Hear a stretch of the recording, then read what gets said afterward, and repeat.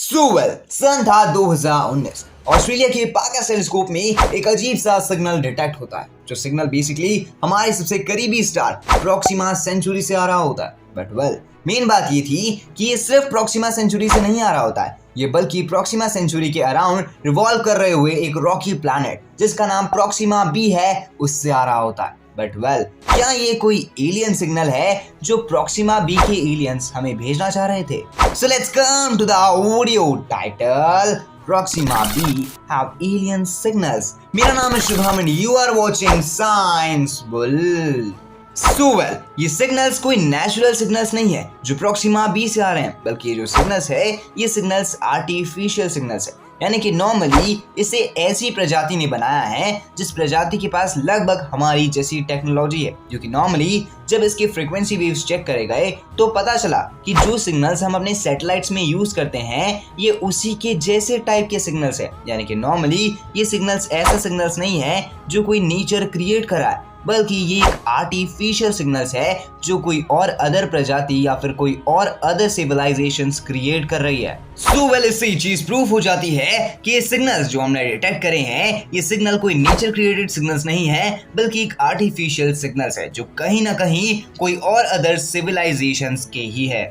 Main point बनता है कि ये सिग्नल्स को कब और कैसे डिटेक्ट करा जा रहा होता है। मैं आपकी जानकारी के लिए बता दूं कि जब ऑस्ट्रेलिया के टेलीस्कोप प्रॉक्सिमा सेंचुरी के अराउंड ऑर्बिट कर रहे हुए प्रॉक्सिमा बी प्लैनेट के ऊपर रिसर्च कर रहे होते हैं, लेकिन क्यों? क्योंकि वहां पर ये ढूंढना चाहते हैं कि वहां क्या कोई हमारे ह्यूमंस के ही जैसी सस्टेन लाइफ जीवित रह सकती है। बट ये रिसर्च के ही दौरान उन्हें 30 घंटे से कंटिन्यू एक सिग्नल डिटेक्ट हो रहा होता है और ये सिग्नल यही सिग्नल होता है। बट जैसे ही अपने ये टेलीस्कोप को एक अलग डायरेक्शन पे मोड़ते हैं ये देखने के लिए कि क्या ये टेलीस्कोप की कोई खराबी है या फिर ये सिग्नल प्रॉक्सिमा बी से आ रहा होता है, तो अचानक से वो सिग्नल डिटेक्ट होना बंद हो जाता है और इससे चीज प्रूव हो जाती है कि वो जो सिग्नल्स रहता है वो सिग्नल्स ये टेलीस्कोप की खराबी से नहीं बल्कि वो प्रॉक्सिमा बी प्लैनेट से ही आ रहा होता है। और ये चीज की पुष्टि हो जाती है कि यहाँ पर प्रॉक्सिमा बी के अंदर जरूर कोई ना कोई ऐसी सिविलाइजेशन रह रही है जो सिविलाइजेशन एक्चुअली में सिग्नल्स को हमारी तरफ भेज रही है। उससे भी मेन पॉइंट ये बनता है कि क्या प्रॉक्सिमा बी के अंदर ऐसी कोई सिविलाइजेशन एक्चुअली में एग्जिस्टेंस पे हो भी सकती है या फिर नहीं।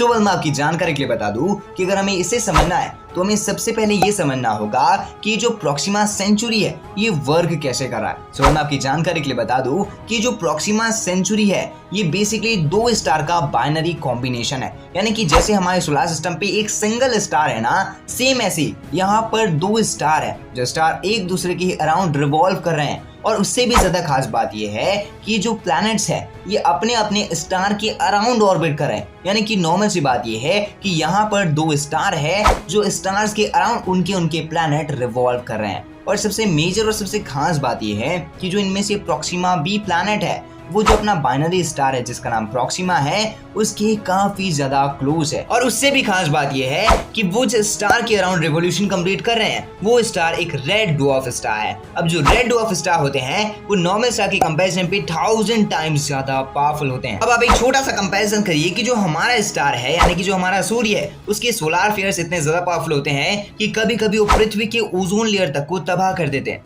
बट तभी आप अंदाजा लगाइए कि जो उसका सोलर फ्लेयर होगा वो कितना ज्यादा पावरफुल होगा।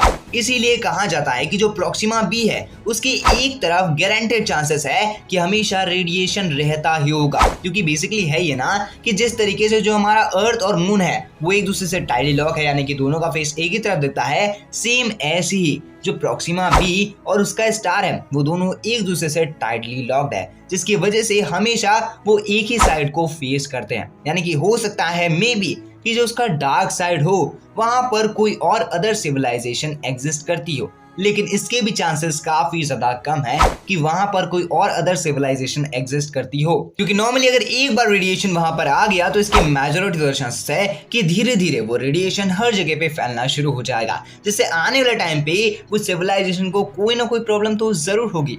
बट यही पूरी कहानी है कि क्या प्रोक्सिमा बी के अंदर कोई सिविलाइजेशन एक्चुअली में एग्जिस्टेंस पे हो सकती है या फिर नहीं। बट वेल मेन टॉपिक तो ये बनता है कि जो सिग्नल्स आए हैं इस सिग्नल्स के ऊपर क्या एक्चुअली में एलियंस का ही हाथ है या फिर नहीं, और इस चीज के ऊपर आज भी रिसर्च जारी है कि क्या वो सिग्नल्स बेसिकली एक एलियन सिग्नल्स थे या फिर कोई और सिग्नल्स थे।